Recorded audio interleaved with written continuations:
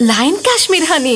அழகும் வாசனையும் கமழும் காஷ்மீர் லயன் காஷ்மீர் ஹனி. அசல் தேன் அசந்தேன்.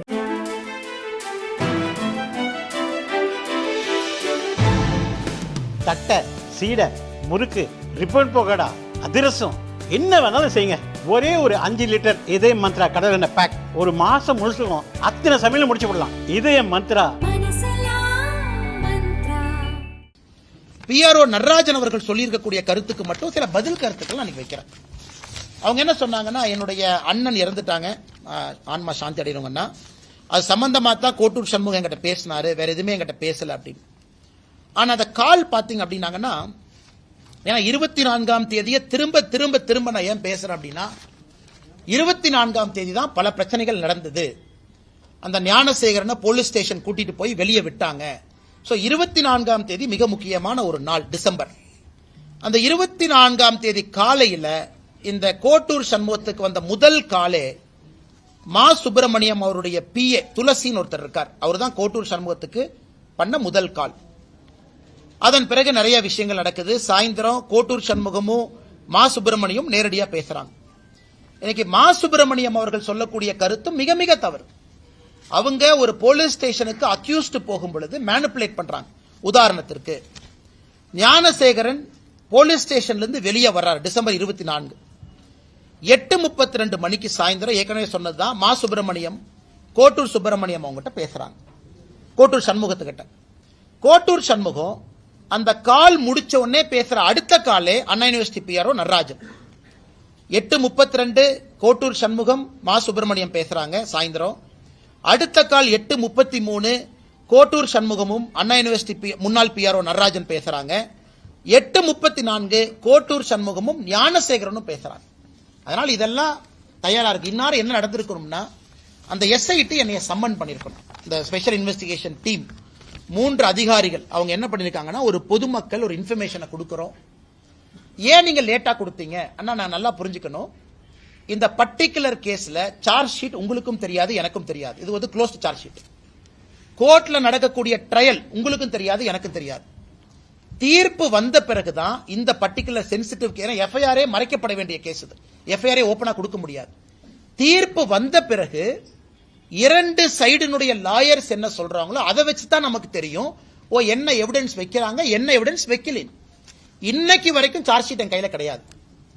கோர்ட்டினுடைய ஜட்ஜ்மெண்ட் காப்பி பப்ளிக் டாக்குமெண்ட் ஆயிருக்கா, இன்னைக்கு வரைக்கும் இல்ல. எதற்காக திரும்ப திரும்ப சொல்றேன்னா, அந்த சென்சிட்டிவ் கேஸ்ல என்ன வச்சிருக்காங்கிற எவிடன்ஸ் இல்லாம 2 லாயர்ஸும் பேசுவதை வைத்து ஓ இதெல்லாம் விட்டுட்டாங்க, அப்ப இவங்க எல்லாம் விசாரிக்கலையா, அப்ப 24ஆம் தேதி எதற்காக நம்ம கிட்ட இருக்கிற ரெக்கார்டை படி ஞானசேகரனை கைது பண்ணீங்க, ஏன் விட்டீங்க, மா சுப்பிரமணியம் அமைச்சர் ஏன் சம்மன் பண்ணல, அமைச்சர்கிட்ட ஏன் கேள்வி கேட்கல, கோட்டூர் சண்முகத்தை ஏன் சம்மன் பண்ணல. 2 போலீஸ் ஆபீசர்ஸ் நான் ஏற்கனவே சொல்லியிருந்தேன். ஒரு போலீஸ் ஆபீசர் பாத்தீங்கன்னா sub inspector Guindy law and order Gunasekar Kannan. இந்த குணசேகர் கண்ணன் பாத்தீங்கன்னா, ஞானசேகரன் 23ஆம் தேதி அண்ணா யூனிவர்சிட்டியில் அந்த பாலியல் சம்பவம் நடந்த பிறகு ஞானசேகரன் பேசுற முதல் காலே இந்த sub inspector Guindy law and order Gunasekar Kannan. அப்ப சம்மன் பண்ணி விசாரிக்கணுமா இல்லையா, விசாரிக்கல எஸ்ஐடி. அதே போல அந்த குணசேகரன் கண்ணங்கிட்ட மறுபடியும் 2 முறை அன்னைக்கு நைட்டு பேசியிருக்கான். இதெல்லாம் நியாயமாக நீங்களும் நானும் கேட்கக்கூடிய கேள்விகள். அதை எஸ்ஐடியோ அரசோ பதில் சொல்லணும். சம்பவம் முடிந்த பிறகு போனை ஆன் பண்ண பிறகு ஃபர்ஸ்ட் கால் எதுக்கு சப் இன்ஸ்பெக்டருக்கு பண்ற.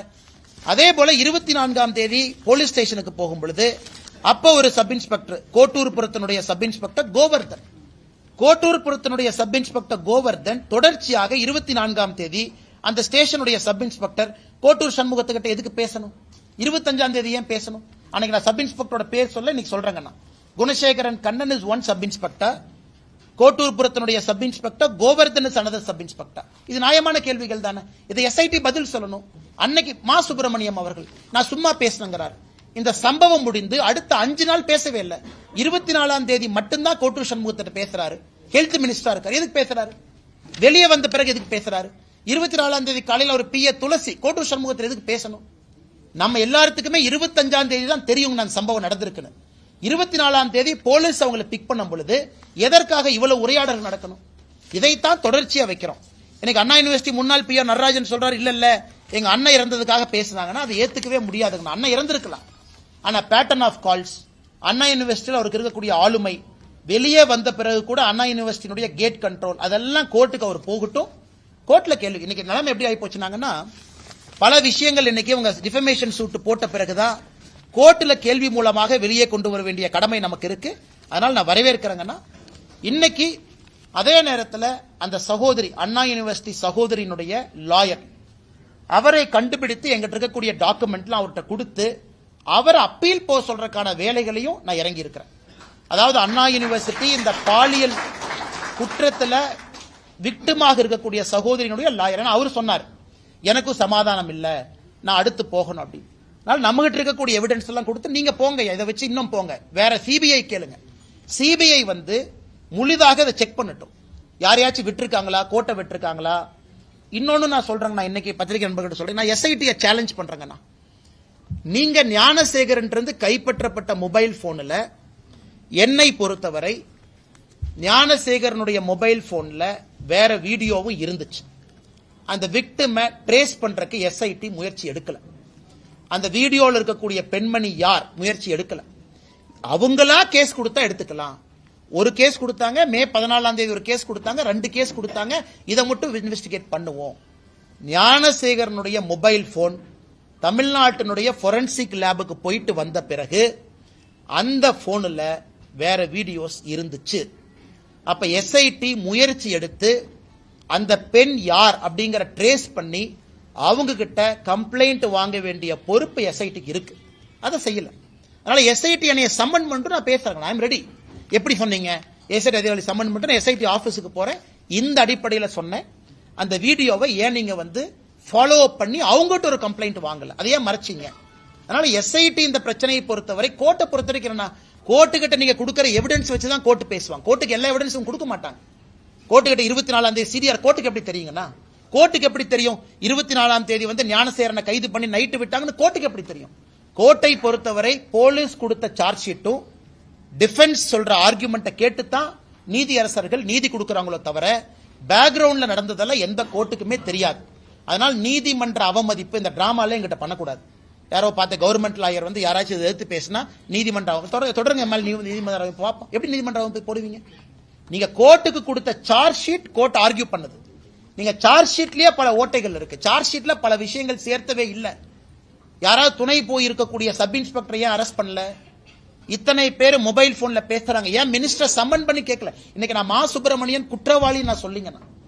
மா சுப்பிரமணியம் அவர்கள் 24ஆம் தேதி, 23ஆம் தேதி, 25ஆம் தேதி சம்பவத்திற்கு தொடர்பு இருக்கு. நீங்க ஏன் கேட்கல? பதில் சொல்ல வேண்டியது அவருடைய கடமை. அவருடைய பிஏக்கு என்ன வேலை? கோட்டூர் சண்முகத்திட்ட பேசணும். கோட்டூர் சண்முகத்துக்கு என்ன வேலை? மாசு விட்ட ஃபர்ஸ்ட் கால் பேசுவேன், 2வது கால் வந்து பிஆர்ஓ நடராஜன் பேசுவேன், 3வது கால் ஞானசேகரன் பேசுவேன். 3மே அடுத்தடுத்த கால். இதையெல்லாம் நியாயமான அடிப்படையில் நாங்கள் கேட்கின்றோம். அதனால் நிச்சயமாக இந்த கேஸ் சிபிஐக்கு போகணும். சார்ஜ் ஷீட் எங்களுக்கு கிடைக்கல. இது வந்து ஒரு சீக்ரெட்டிவ் ப்ராசஸ். இது எஃப்ஐஆர் கூட சீக்ரெட்டா தான் வச்சிருந்தாங்க, லீக் ஆயிருச்சு.